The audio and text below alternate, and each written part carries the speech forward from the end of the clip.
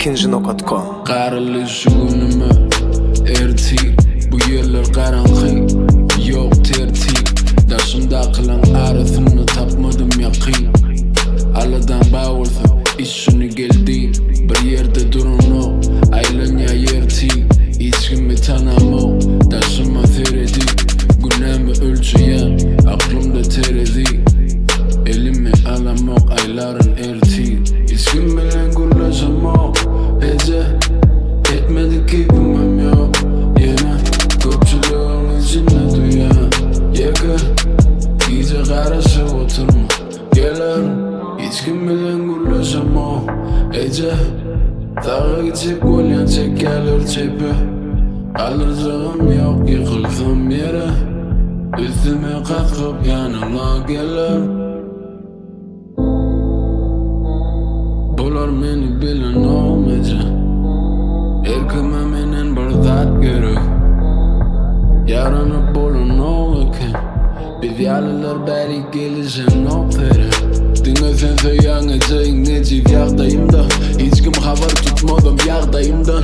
Suyun erti bir zat gerek olmasa, biri kollasa, yönü yere de erti bergi da bir zat sorusa. Neçe geyin senim, soğuk dünya, neçe yaşasınım yaşamaktan doyman öyle. Neçe iyi senim, yok o saçı, acil gelenin son ukimalca. Yo, men etmedik keyfimim yok ece, azadlık az erkinlik köp ece. Yelimi paylaşıp mene bulyansam gök ece. Bu yolu sen oğlumdan başka yok ece, ece.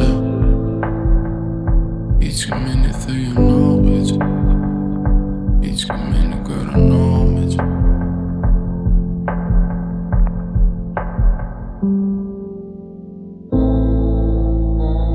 Bular beni bilen olmayacak, erkime menen bir zat gerek.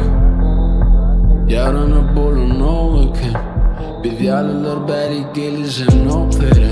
Dinlesen söyleyen edeceğin necip yağdayımda, bul olmasa peyda yok avrayından. Biz uçulan bar oyununa, bular yazımda yok, ehlisi batoyumda, gidinde koyunda.